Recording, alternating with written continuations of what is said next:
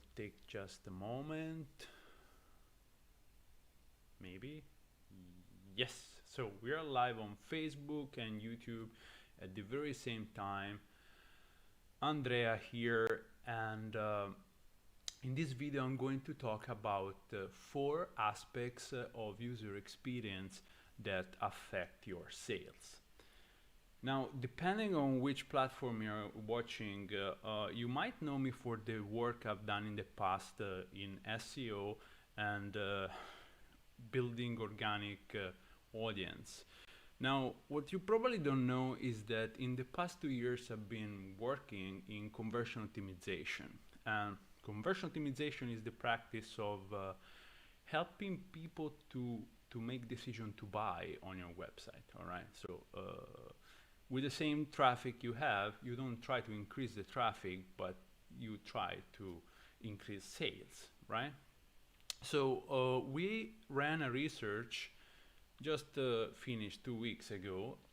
We ran a research over 100 websites, e-commerce websites that are selling knives. So it's a very specific niche. But what we found in this research is that across all types of, all sizes of websites, the sites are not optimized fully. So these 4 aspects of user experience, they are not sorted out. So the thing is that these websites, they look nice, but they could sell a lot more, right?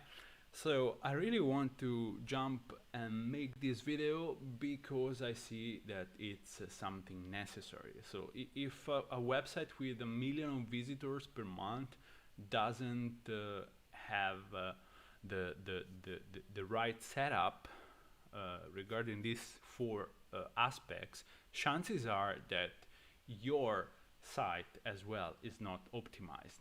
Okay, so let's talk about this a little bit, and maybe I can help you to get it sorted out. Now, before we begin, I want to talk a little bit about conversion rates. So what is conversion rate? Conversion rate is the number of sales divided the number of visitors you get on the site. So that's very simple. I want to show you this just to help you understand. Now, this chart here shows the conversion rate, typical conversion rate by industry. So this is for e-commerce, but it doesn't matter if you have an e-commerce website or if you have a regular website and you are selling digital products or services. Okay, it doesn't have to be a physical product. The thing is that you have a website that is supporting your online business. Most likely the entire online business is ran on the website, right? And you need to sell. So you have visitors and you have sales. Now, what conversion optimization does, it helps these people to buy. All right, so why people buy things in the first place? And so just let's come to this image just 1 second. So you see the conversion rate is different. So there are some industries in the bottom of this chart that convert at around 1%, 1.4%. It means that people are less likely to buy. And then there are some industries that convert way better. Now, this is just an average. I have clients that convert like 12%, and they're selling very niche products. So the traffic is very targeted, and people have very clear ideas on what they want to buy, right? So that's why they buy so easily, right? Then there are other websites. I have clients that converted 0.5%. Why? Because in this specific case, they're selling digital products. So it's not really an e-commerce website. People come there not with the idea to buy. They just look for information, and we just present them with the option to buy a product. That's not their initial intention. So in this case, you'll see that the conversion rate is much lower. Okay, so there is a very different, it's a huge range in conversion rates. So there isn't anything like what a conversion rate should be. So that's the first thing. So a good conversion rate is better than the conversion rate you had last week. That's the only answer that is good enough when you talk about conversion rates, improving your conversion rates. But now, so what is that make people buy? So to make people buy, you need essentially one thing. You need a product to sell them, right? Otherwise they can't buy. So that's the only clause that you have on making the sale. But so you have the product here, and you have a person that comes on the site, and this person has to reach the product and buy it, okay? But you see, that's not exactly a linear path from arriving to the website to buying the product. There is a lot of things in the middle that can go wrong and can interrupt this person from going and putting the product in the cart and then filling in the payment details and buying the product. So what we do, we try to make this path as smooth as possible. We don't want to place the product here and have the person going uphill. We want to place the product here and have the person going downhill, right? So we try to remove every obstacle on the path of this person, on what is called the user experience, the user journey that brings the person to the product, all right? So 4 aspects, just 4. First one is appearance, okay? The appearance of your website. The second is clarity. The third one is trust. And the fourth is navigation, all right? So 4, appearance, clarity, trust, and navigation. And they are in this order, okay?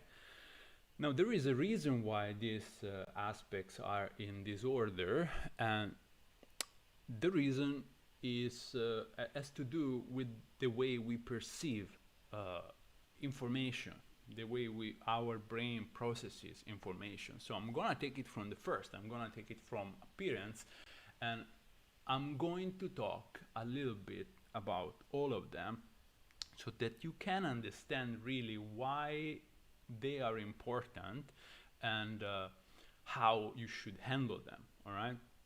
So just to make it easier for you to follow, here are the 4 aspects.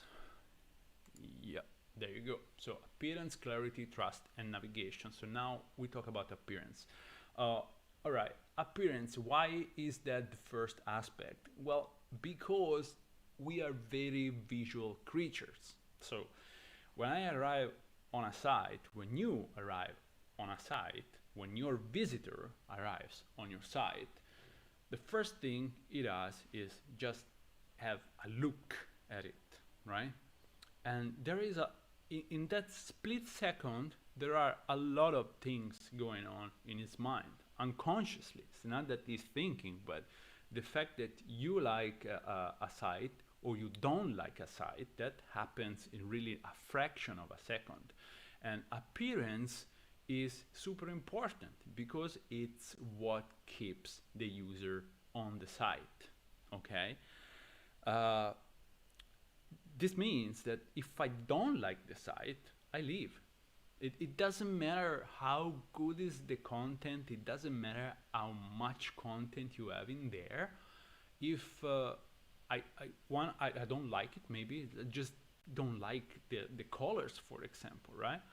Or I have hard time understanding what's on the page because the content is too crammed together. Maybe you have like 2 tiny things that compete for attention, and you have what it's called a design issue. You have a design problem on the website.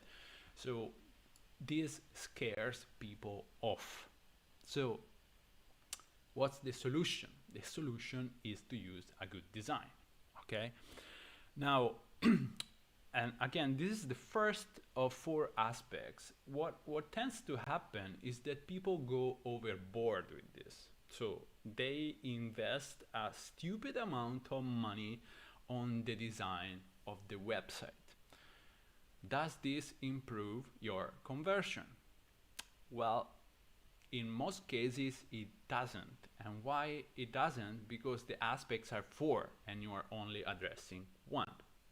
See, plain simple. So you can't bet all your money on design. That's just a piece of the puzzle, all right? So what typically happens when we talk about design is that, well, design services are expensive. There are people that focus on design only. There are agencies that will sell you complete redesign for your website, not because you need it, but because that's what they're selling.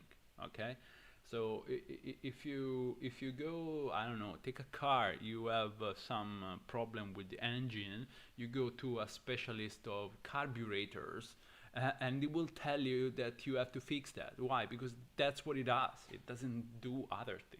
Okay, so when you bring your website to a design specialist, it will find design things to fix, right?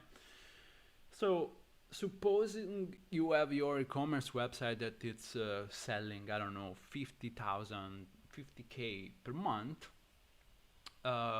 you go to a design company and say, hey, I wanna revamp this entire design. I want a better user experience and da da da da da. So they make you a quote and they ask you 50,000 for making the site. And you gotta think a little bit about that, because 50,000 for a site that makes 50,000, that's a lot of money, right? So you decide in the end to buy the site and you spend 50K. Now the mistake that almost everyone makes is that they think that now that they spend 50K on design, they think they have a machine that works perfectly.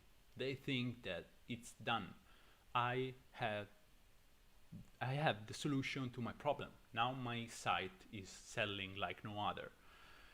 Well, the problem with that is that you don't have the foggiest idea if this design is going to do better or worse than the one you had before. That's the reality.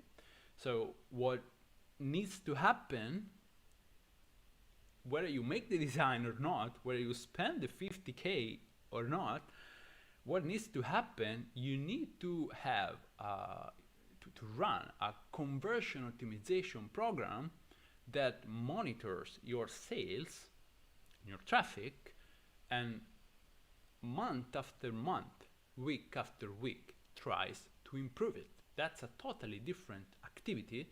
It's a totally different thing from buying a new website, new design for your website. All right.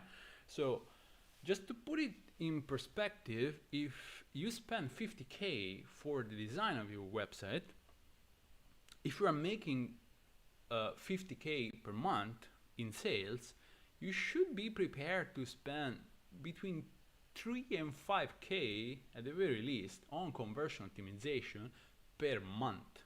Okay, so if you think 5K per month by 12 months in 1 year, that makes 60K. Okay, so your site newly designed, it's 50K, but the conversion optimization program is 60K. It's more than the design, and this is running cost every month for 1 year, right? Now you might think, oh, that's a lot of money, but you see that if every 6 months you can double the income of your e-commerce because you're running the conversion rate program, then you aren't making 50K anymore. You're making 100, and then you're making 150, and then you're making 200. So that's how you grow, right? But you won't grow if you just buy a website. So long story to make the point that appearance is just one of the 4 aspects, and you gotta tackle all 4 if you want to improve your online business. Okay, so don't just focus on appearance. Oh, all right, 2 more words about appearance. What goes in appearance? Appearance has a lot to do with visual aspects of the website, of course. One thing that jumps to the eye is the branding. So is your branding on point? Branding is colors, is fonts, and it's the consistency between these elements. Okay, consistency means that, okay, you use let's say you use two fonts for title and text, but you don't use 20 different sizes of these fonts. So you have predefined sizes and types of fonts, and throughout the pages of your website you use them consistently. All right, now somebody would argue that it's not going to happen, that people make decision to buy or not to buy based on the fonts of your page. And if you think about it, that makes sense. So people don't make decisions based on this type of elements. And the argument here, I need you to follow along. So the argument here is that if you solve a problem for a person, for a visitor, for a group of visitors, if you provide a solution to their problems, they will not think, oh, this site, this brand provides exactly what I need. It solves my problem so brilliantly, but I won't buy from them because they use a comics font on their website. No, I won't buy from them. So that's not the reasoning we need to think about. That particular reasoning is not going to happen. But what is going to happen is that the first impression of the person on your site will be, oh shit, what is this website? It's who made it? So ridiculous. And they tune out. They bounce. So they will never have the chance, they will never give you the chance to show what you can do for them. They will never give you the chance to bring the product in front of them, okay? That's what happens. So that's why appearance is the first, because that's what keeps people on the page, all right? So your branding, your fonts, color scheme and everything, you want to have a branding guideline. So little one page, whatever, one PDF, where all these elements of your identity, the identity of your online business is defined. And then whatever you do on your site or social media, you are consistent with this identity, all right? Then other thing that it's extremely important on the page is the visual hierarchy. Now, visual hierarchy is spacing and size of things and contrast, all right? Actually, the color comes really second on this, because it's a lot about the visual organization, all right? It's called hierarchy because some things are more important, some things are less important.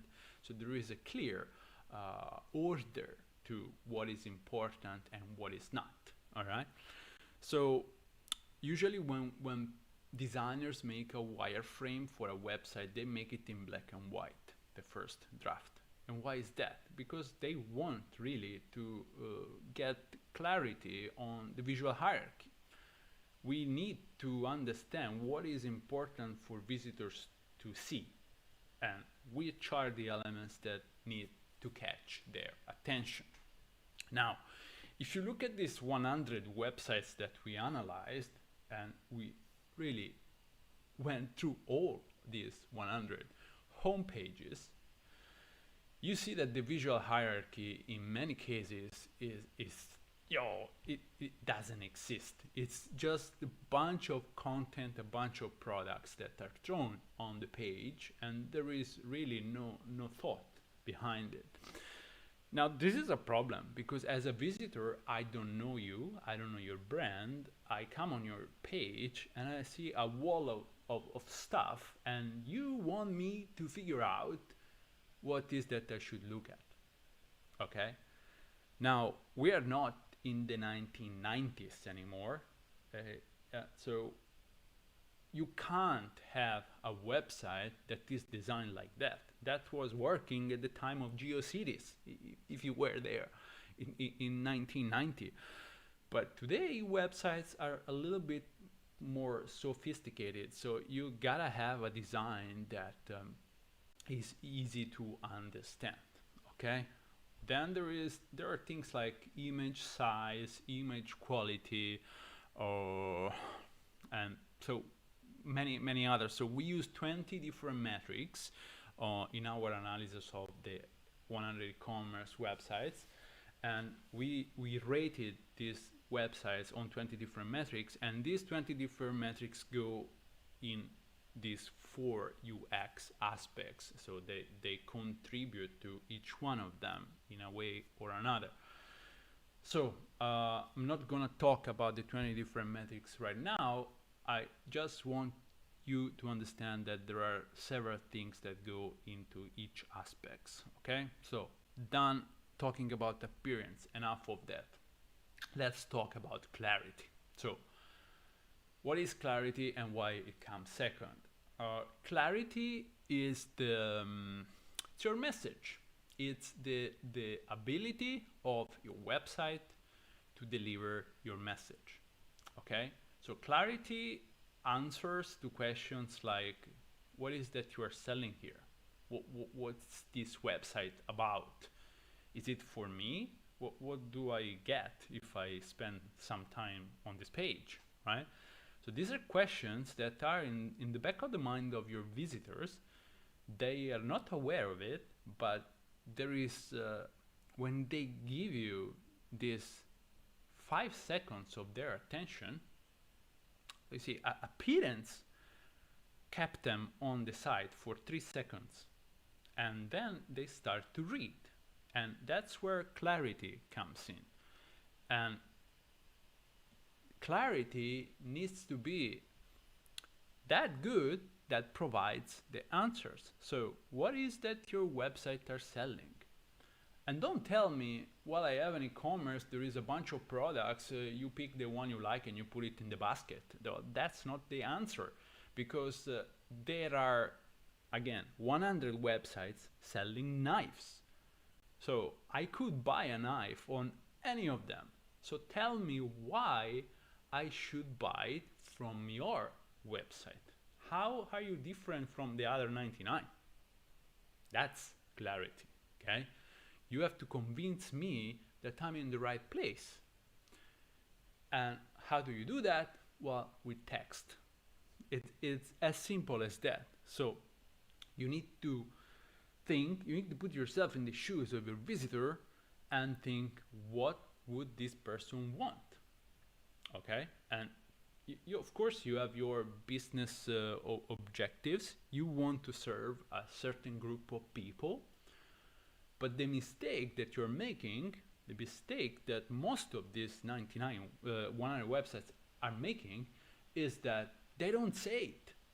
There is just a wall of products where I can buy whatever I want, but you see, I don't feel moved to buy one of these knives, because you don't tell me who are you selling to. You just have knives, okay? Now, if you were selling knives for hunters, for example, and I am a hunter, I could resonate with that, and I could think, oh, that's just the knife, the right type of knife I need, because I'm a hunter, right? So you see, while clarity, what it does, it makes people tune in even more, the right people, and makes tune out the wrong people. And I know that now what you're thinking is, well, if I get hunters to be interested in my products, I'm going to lose all the campers, people that go camping. I'm going to lose the hikers. I'm going to lose, and yada yada yada. Yes, you're going to lose all the others. That's normal, but that's the concept of niching onto something is that you're becoming so specific for that one category that their conversion rate is going through the roof. So the money that we will eventually provide to your business is so big, right? The amount of transactions is so high that you really don't care if you are not selling knives to the other groups, because this one group has enough people to make you all the money you need. All right.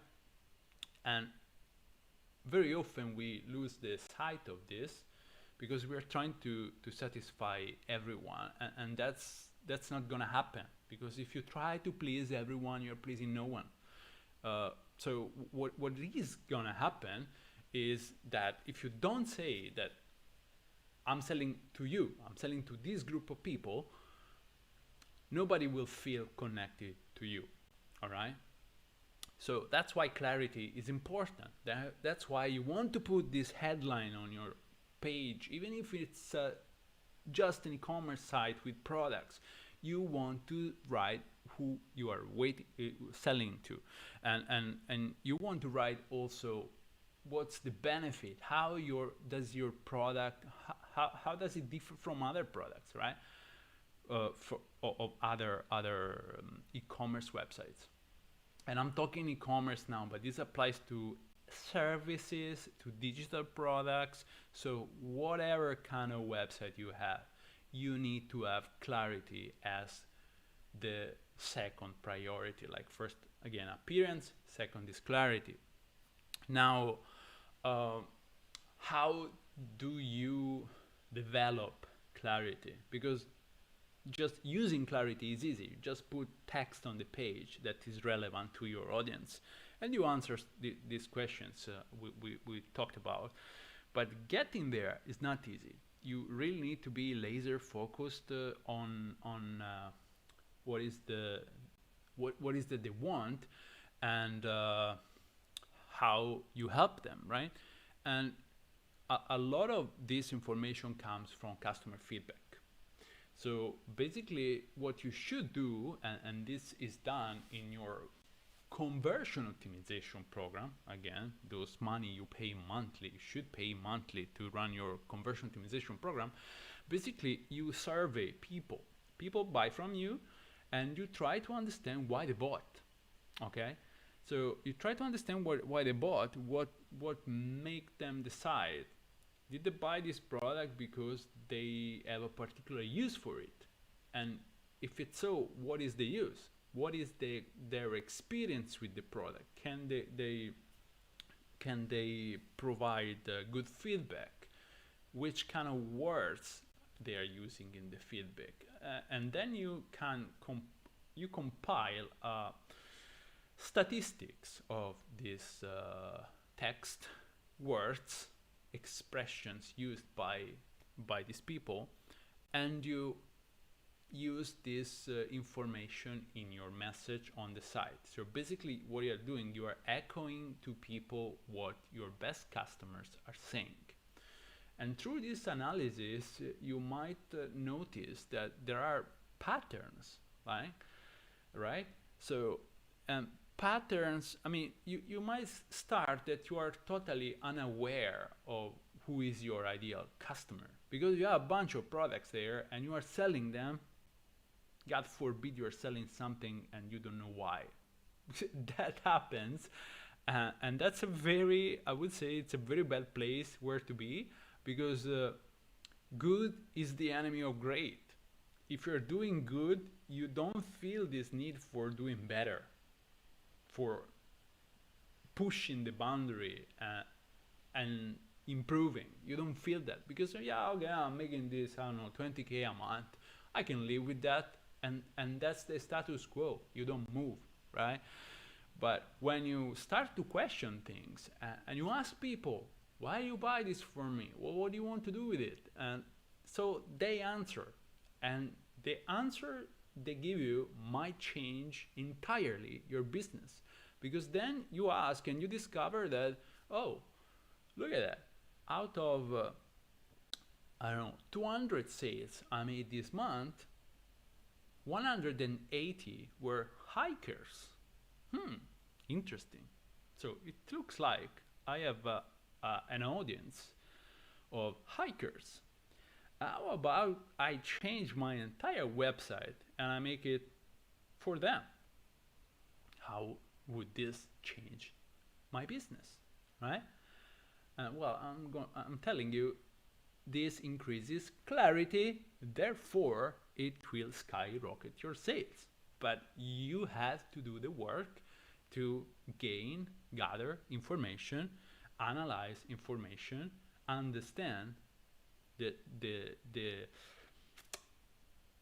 the information that is hidden in data. Okay, so you gotta do this work. You have to figure out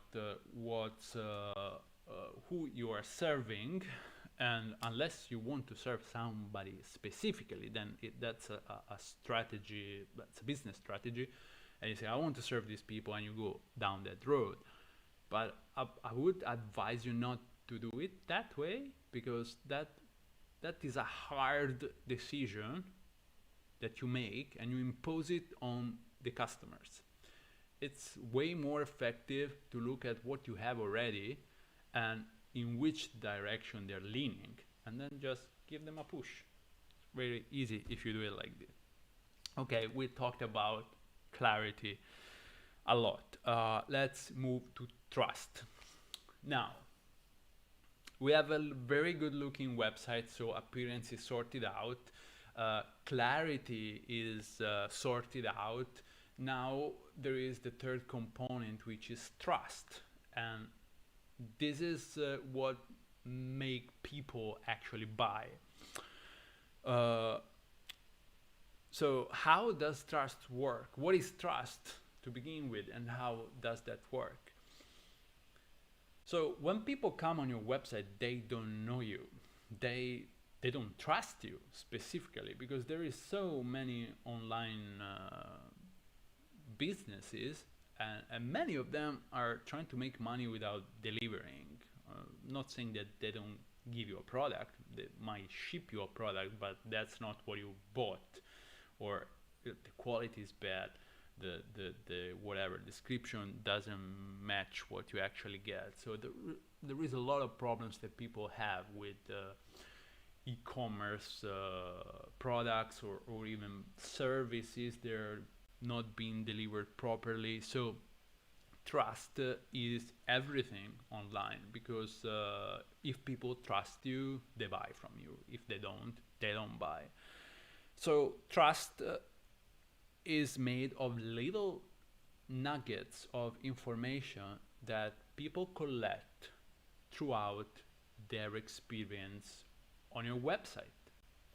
And these little nuggets can be as simple as a badge, like a graphic badge on your homepage that says that you have been in business since 2010, for example. Because if you have been in business since 2010, well, that's 10 years. And 10 years in internet time is an entire geological age. All right? So you have been in business for a very long time. And so this information should go on your website. You should brag that you have been in business since 2010. If you have, I don't know, 25,737 customers, well, that's a big number. So why don't you put it on the homepage somewhere, make a nice badge for it, or make a counter, and that's a kind of social proof you are providing to your visitors, saying that, hey, this many people are trusting us with their purchases. Okay, they do business with us. And so we can go on with this and imagine and create more and more of these widgets to put on the website, so that people can collect information about how trustworthy you are. And of course, this is your word, and that's what stops people from doing it. They say, "Well, I'm just saying these things. I could make it eat up," so they don't do it. But the reality is that people tend to trust you until you give them a reason not to. So if you say that you have been 10 years in business, well, most people don't question that. They kind of believe it, you know? But if you really want to take it a step ahead, then what you should do, you should put testimonials in there. You should put reviews. And reviews, if you look at Amazon, they built their entire business on reviews, because when you shop on Amazon, you go there, you find an item that you would like to buy, and then you start to read the reviews. And this is, you don't do it with the intent of assessing where the Amazon platform is trustworthy, because now this is embedded in people. They know that Amazon is trustworthy, but you are vetting the vendor there, the shop, right? And you're vetting the shop, and you're vetting the product. Is this product, like Grant Cardone says, is this product worth of my money, my attention, my time even, right? And you do this by reading reviews. Now, what we found analyzing 100 e-commerce stores is that most of them, I would say 90% of them, they don't have reviews on the products. And this is very bad for an e-commerce shop. Well, because if you don't have reviews, it means only one thing to me. As a visitor, you don't have customers. And if you don't have customers, why should I gamble my hard earned money on your shop? Well, I will not. Okay, so reviews for an e-commerce site in 2020, I would say that it's a minimum. You can't get away without having reviews. So this totally obliterates 90% of the e-commerce shops that we analyzed, because they don't have reviews, and their trust goes down the drain. Okay. Other thing is testimonials. So testimonials are not just about the products. They can be about your business. They can be about your person. Maybe you solved a problem on a phone call and somebody gives you a very good testimonial. So just put it on the website, okay? And you don't need to have a page called testimonials. It has to be embedded in the user experience. So I'm going through your pages and I literally collect breadcrumbs of trust. And you have to think like you have a trust jar. Okay, you have a jar and you put these breadcrumbs of trust in there. And that's what happens. Like, people go through your pages, through your products, to whatever you have on the website, and they collect pieces of information. They put them in a trust jar. Okay, you have two jars. You have the trust jar, and you have, guess what? Yeah, you have the clarity jar. All right. In the clarity jar, you collect clarity information, and that sale, that transaction happens when both jars are on the full side. Okay, so how do you get them full? Well, you gotta put the information on the website, because if you don't, they will be empty. There is no way people can fill them if you don't provide clarity, information about clarity, and information that goes with trust. Okay, so which brings us to the last point, which is navigation. So we were just talking about people moving around in your website and collecting these breadcrumbs that go in the trust jar and clarity jar, right? And how do they move in your website if your navigation sucks, well, they don't move. That's the problem. So this is something that is very, very important, because if the website architecture is somehow not very well thought out, people could spin in circles. And this is what happens a lot of times, that people spin in circles and they don't get where you want them to get. That could be a product page, that could be a place where they sign up for whatever, like they leave you an email and they get something in return. That could be a page where you have specific information you want them to read. So if your navigation is not engineered for that, they're not gonna get there. And we ran we developed a plugin that shows you the user journey. It shows you how people move through your site, and what we found is shocking, really. So for once we found that people don't click that much, and this you can see from your Google Analytics. You can clearly see that people make 2 clicks, 3 clicks. So I have this question for you. I would like you to make this exercise. I would like you to go on your analytics and tell me how many people see at least 3 pages. How many people see at least 4 pages? Now, I know that for most of you, that's not easy to do, to go on analytics and find out this information. I think I should make a video about that. Well, that's a good idea. I will do that. But basically, you can segment people in analytics by page depth. So this is how many pages when they went down in your site, how many clicks they made, all right?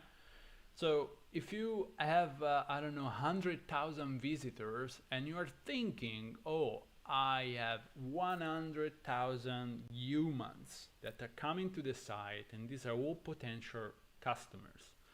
Well, you're making a big mistake with your assumptions, because that's not what it is.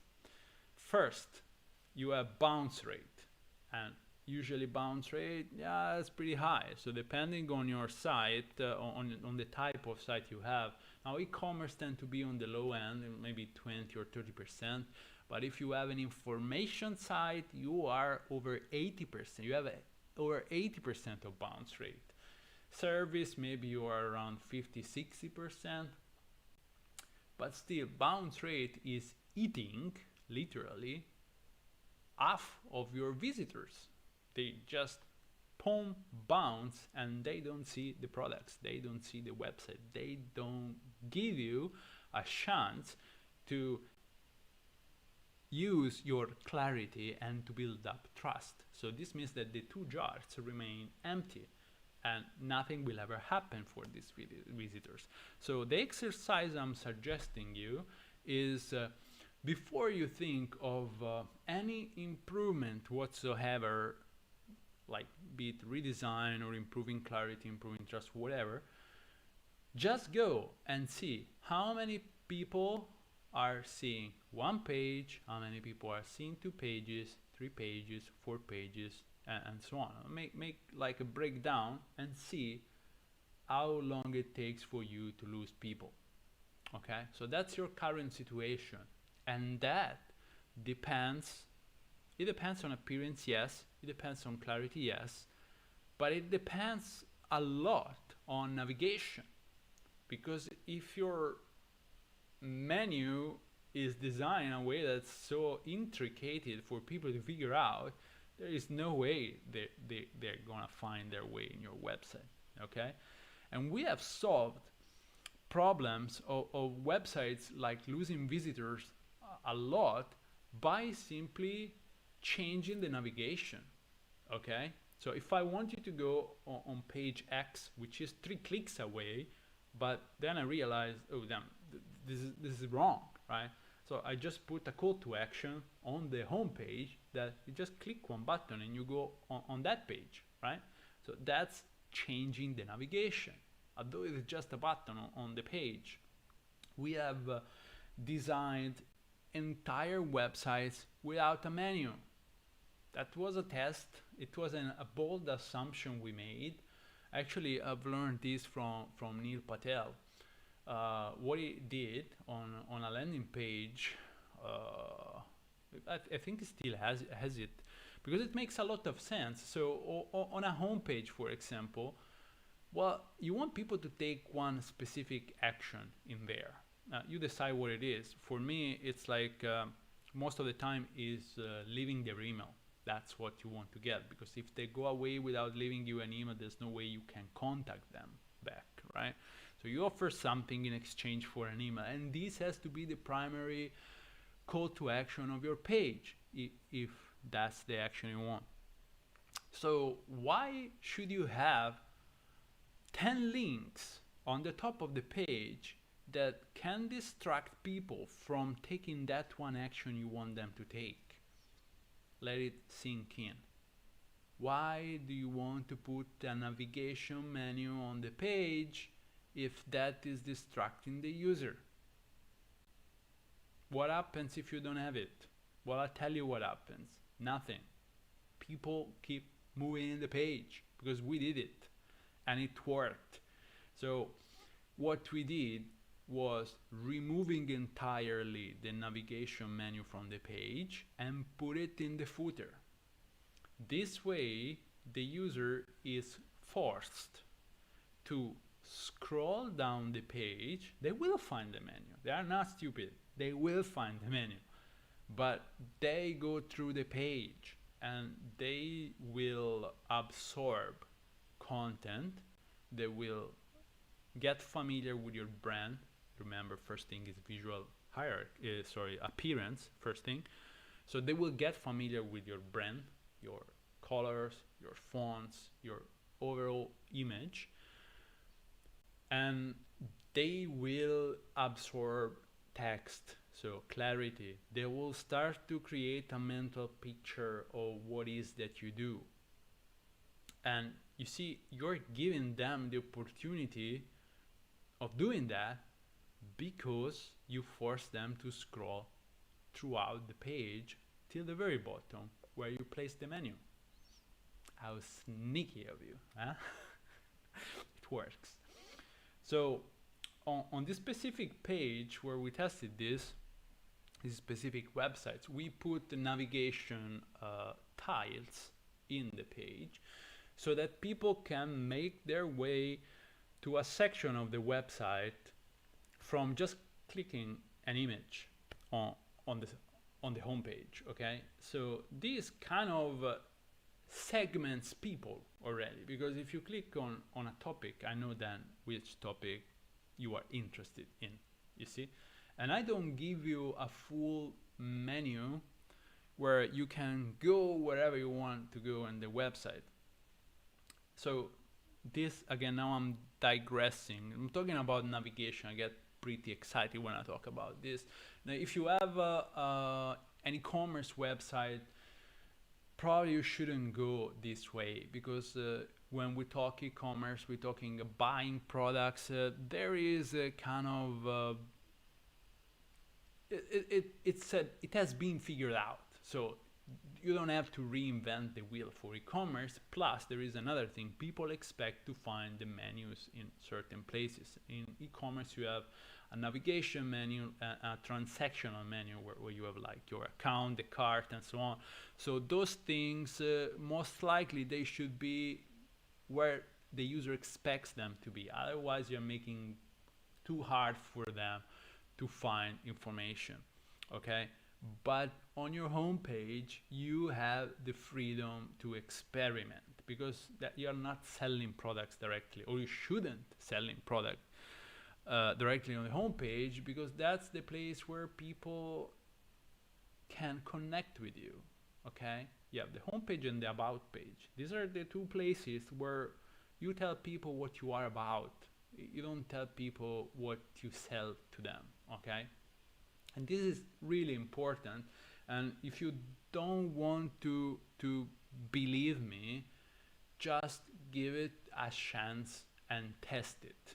Make an alternative version of your homepage and test it. Just right there, what is that you do? Clarity, right? Just put there the trust symbols, whatever. This can be, I didn't say before, trust is also mentioned. Have you been mentioned in any publication? Are you part of any association? So just put it on the homepage. Make them feel the trust jar. So you gotta test this, okay? Conversion optimization is made on testing. It's not made on guessing. We make hypotheses, but then we test them, all right? So navigation was the last of the things I wanted to talk about, and now I'm gonna go very quickly. Let's go a little bit smaller format for these 4 things, and I want to talk about why you usually get it wrong. There is a systemic problem here. Now, the problem is a problem of expertise. And these are 4 areas, 4. And each one of them requires a different expertise for this area to be developed correctly, okay? So what happens is this, that have you ever questioned, okay, before this video here, now I've been talking for 52 minutes, that's a lot, and I hope you're still with me. Well, you are obviously still with me if I'm talking to you, right? That's one thing I've learned on YouTube. That's pretty amazing. So yeah, whatever I say right now, I'm saying it to you, especially because you are there listening. Oh, how amazing is that? Well, think it in terms of your website. Whatever you write on your website, you are telling this thing to a human being because you have his attention in that moment. This is so obvious and so powerful at the same time. So have you ever thought about these 4 aspects before? Probably not. So just I want you to stop a moment and think, okay, I entrusted somebody with taking care of my appearance. I have entrusted somebody with taking care of my clarity, my trust, and my navigation. Who is this somebody? What is his, or there, if there are more than one person, what is their skill set? Is their skill set compatible with the skill set they need to render a good service for appearance, clarity, trust, and navigation? Well, chances are that the answer is no. So just think, who made your website? Were they qualified to actually do it? Now, appearance, you really want to have a designer, and when I say designer, I mean a UX, UI, user interface, user experience designer. I don't mean somebody that just messes around with graphics. That's not the right designer you need. You really need somebody who is specialized in delivering concept through visuals, okay, and in making people comfortable with the layout and making them understand what's on the page. That's UI, okay? So you need a UI UX designer, or you need a conversion optimization expert to point out the flaws of your current design. Now, note one thing, that usually conversion optimization expert is really good in pointing out the problems. It doesn't mean that it can provide you a design, okay? I know a bunch of conversion optimization experts. They're all about finding what's wrong. Usually they're not creative people, so they can't provide you a brand new design. Think about that. So, is your designer a designer? Second is clarity. For clarity, you need a copywriter. And again, the conversion optimization expert can tell you your copy doesn't work because you're not addressing this, and that. It can help you to make research for finding the right copy, right? The words to use, the sentences, the aspects you should highlight in your copy. But as same as for design, this person is not the best one to write actually your copy. You need a copywriter. And these people are very specific animals, no? They don't mix with designers. So it's not the same person. That's another person. So yeah, designer, copywriter. Trust. For trust, you need user experience on conversion optimization, conversion rate optimization expert. And these people can point you in the right direction to showcase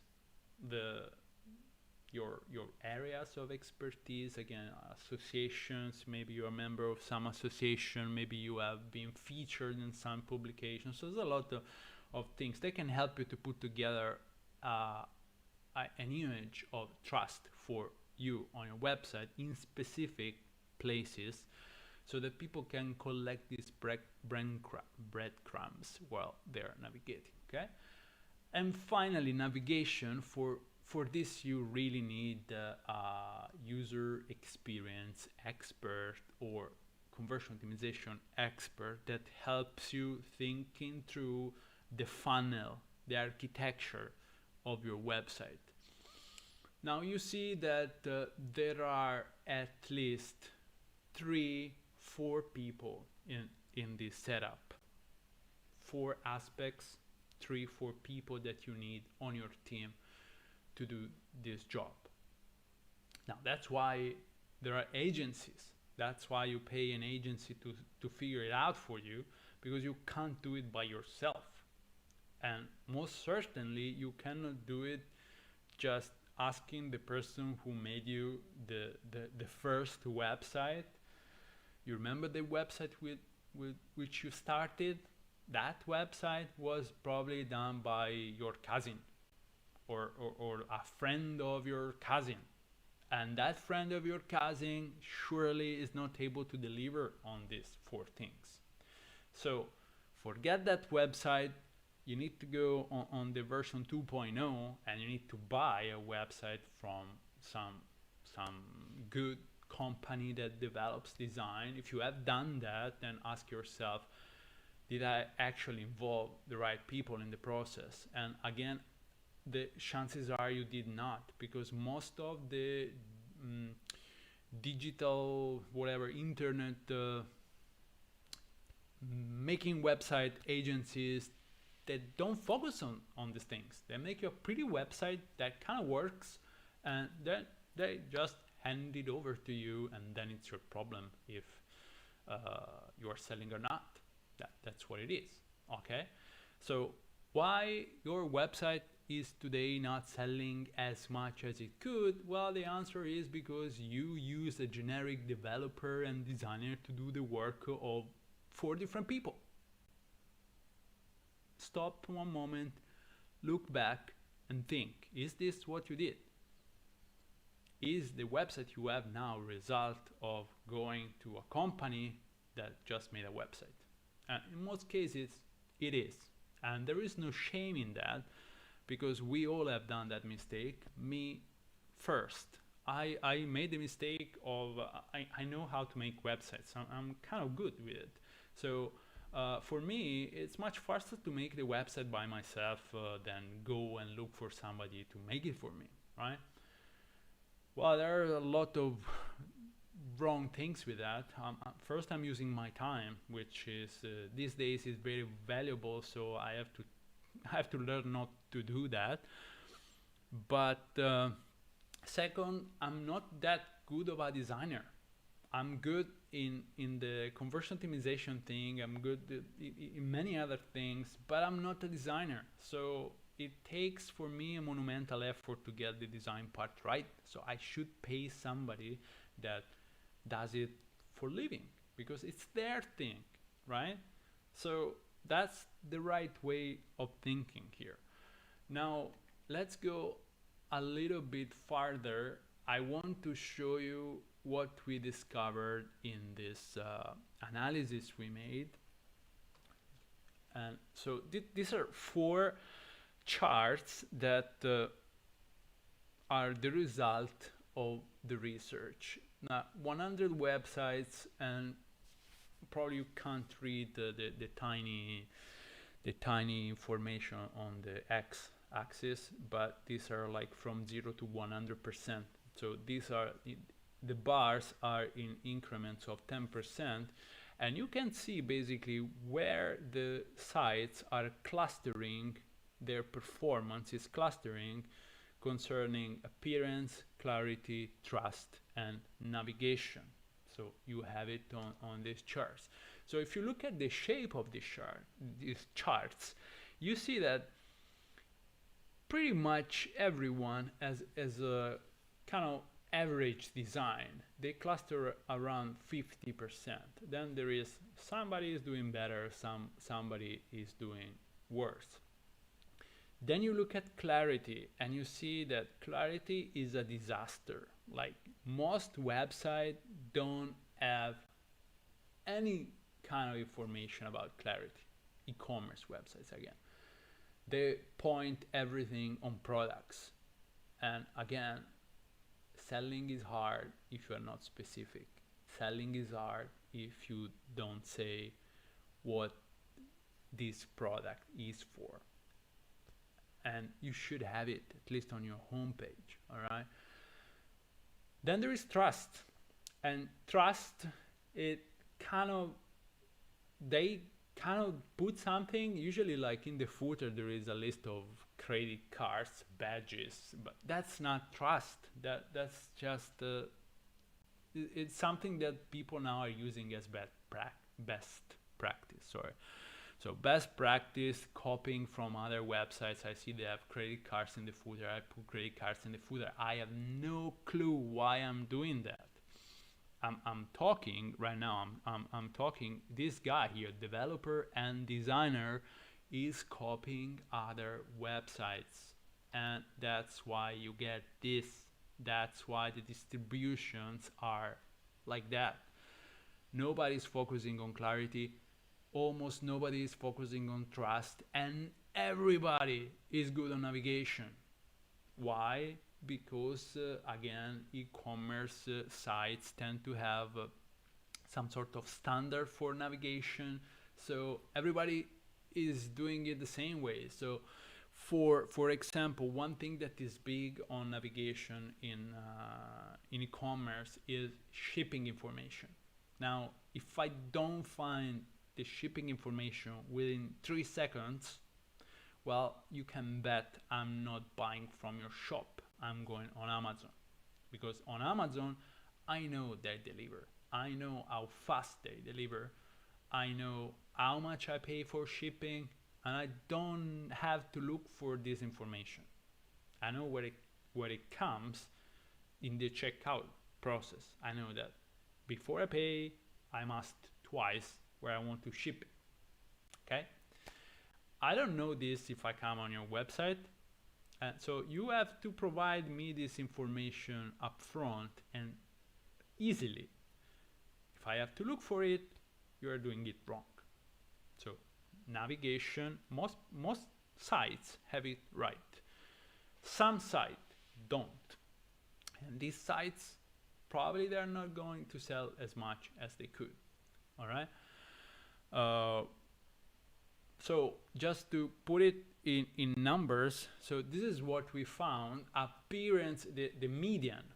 Median means that 50% of sites are doing better and 50% of sites are doing worse. The median on appearance is 71%. So there is a good chunk of improvement that the average website, e-commerce websites, can make, because they are 71. It's not 100%. You see that, right? So on clarity, they stand at 44%. There is a lot of improvement that they can make on clarity. And on trust, well, that's 54%, kind of in the middle. So this trust jar is kind of empty generally. Yeah. So there is a lot of work to do on trust. And navigation is 81%. So navigation is the last thing you should worry about if you want. But this is in average. So your site, of course, it has its own identity, its own traffic, audience, and it's a specific case. So we have to see, you have to see what's really going on in terms of appearance, clarity, trust, and navigation, and you have to fix them one by one using the right specialist. Now, this brings us to the end of this video. If you want, you can have a free conversion optimization strategy call. Just go on my site at baoptimization.com. I hope this was interesting. Of course, you're still here, you can give me a like. And if you are on YouTube, you can go ahead and watch the next video. If you are on Facebook, you can just leave me a comment and I will reply to every comment I get. Okay, that's it for this one. I'll see you at the next one. Ciao!